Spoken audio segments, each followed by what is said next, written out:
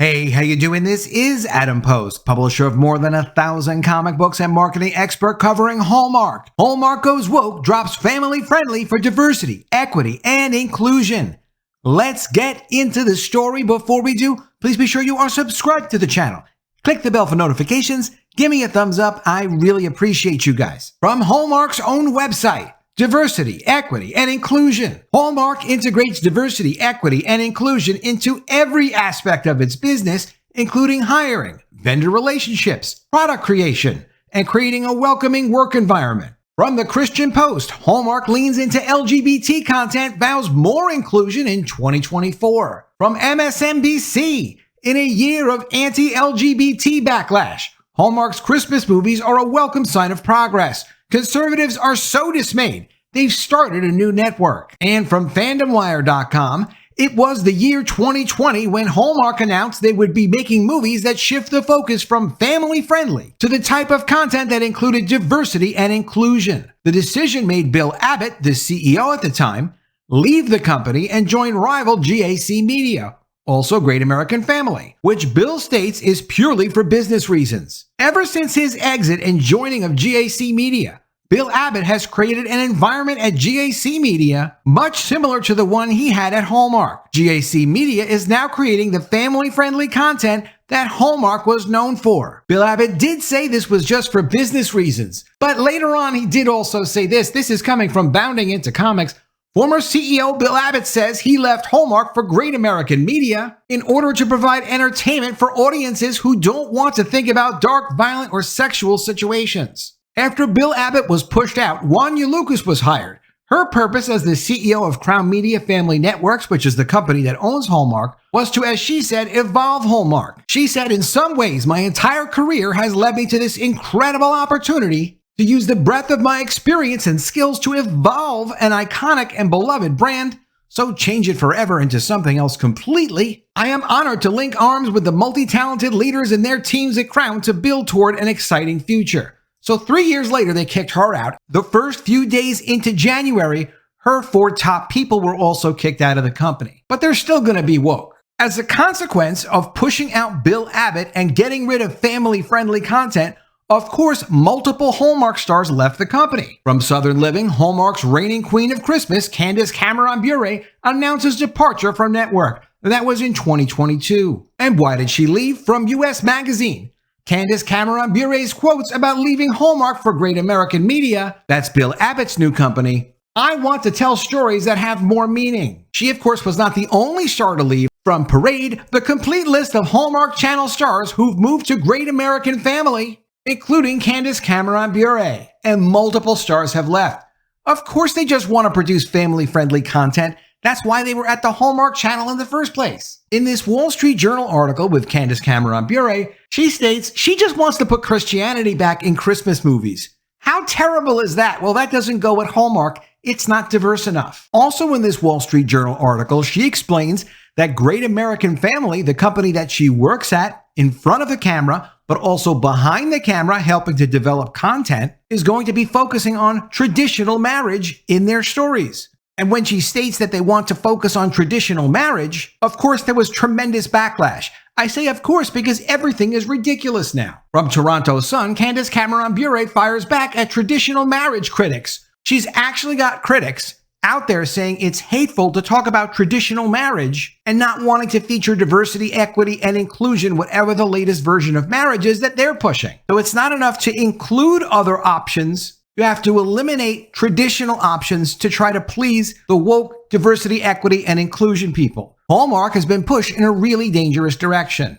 Coming from the Christian Post, Hallmark leans into LGBT content, vows more inclusion in 2024. It's been Christmas since July on the Hallmark Channel, but viewers got their first taste of network's woke holiday programming. With the debut of Christmas on Cherry Lane, management made it abundantly clear that the heart of TV will continue to push the LGBT envelope despite America's towering wave of pushback. Unlike other companies who've reckoned with the shifting consumer tides, Hallmark has no plans to change course, and their refusal to read the room could cost them. Television's home for clean, predictable, and endearing romance had already faced an internal revolt in 2020 with the departure of longtime CEO Bill Abbott. Frustrated by the company's decision to take Hallmark in a more progressive direction, Abbott left to form Great American Family, a booming entertainment alternative that's been TV's fastest growing network in 2023. If you want to find Great American Family, just Google Great American Family and you'll see links to it. They have a streaming service, they're on multiple cable systems, you'll be able to find them.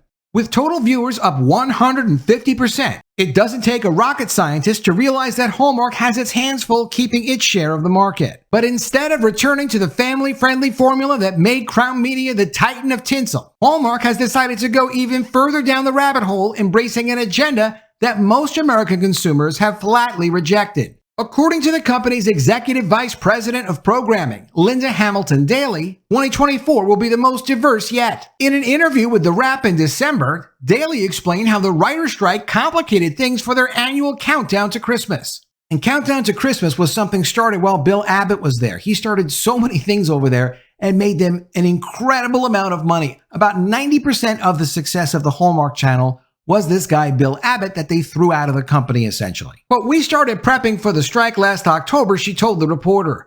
I don't think we understood how long the actors would be on strike, but I was aware that we'd have a writer's strike, so we started to push our partners to deliver stuff a little early, and for a large number of our shows, we were able to produce early. That foresight spared the company a lot of turmoil. They produced 42 original movies, but it also prompted their teams to get a head start on the 2024 lineup. Most of the year's projects, Daly explained, have already been decided, and big changes are afoot. Inclusivity will be a core goal going forward at Hallmark, according to the reporter. Quote, we really want people to be able to see themselves in our movies, and we know that people seeing themselves means there's a wider range of people who really are excited when we tell their stories, Daly explained. Those include more queer-forward movies like Christmas on Cherry Lane and the lesbian romance Friends and Family Christmas, airing December 17th. Allie Liebert, who identifies as lesbian and stars in Friends and Family Christmas, is one of the budding producers Hallmark is counting on to bring the company more LGBT representation. Quote, as I move forward as a producer and hopefully director, Liebert said, I'm focusing on really taking the opportunity to create queer content. The network has also tapped a growing bench of LGBT identifying actors and actresses, including the first non-binary star to appear on camera. The opportunity to play Suzette in The Secrets of Bella Vista, Dania Cash explained, taught my hard shell of a heart that I am moving through this particular world that easily expresses love and the importance of family on the screen to allow the queer community see themselves thriving out there in this world. Was this really the whole feel-good message of Hallmark, the classic Hallmark brand that people expected? That someone would hijack it and just use it to push an agenda to make people who have different and alternative lifestyles feel like, hey, everybody's doing it, so I might as well do it? Is that really what it's supposed to be about, pushing different lifestyles? It never used to be that. It's not what made the channel successful. Of course, they're going to ultimately get punished in ratings for this, but who knows when or if they'll even ever stop. George Crissa, who was the lead in Hallmark's first gay film, A Holiday Sitter, last Christmas, cheered the growing slate of LGBT content. If you watch the Countdown to Christmas this year, there's LGBT folks all over the place, he said, of the 2023 lineup. Even in storylines not centered around same-sex attraction, actors like Jonathan Bennett applaud Hallmark for giving them an opportunity to be authentically queer. So really, Hallmark is about being authentically queer? How about just tell their Christmas stories? To be part of this movement that is making sure that people watching these amazing Christmas movies feel like they're represented on screen is so important. Quote, next year, Hamilton Daly said, Hallmark fans can expect a renewed dedication to even greater diversity in the network's programming.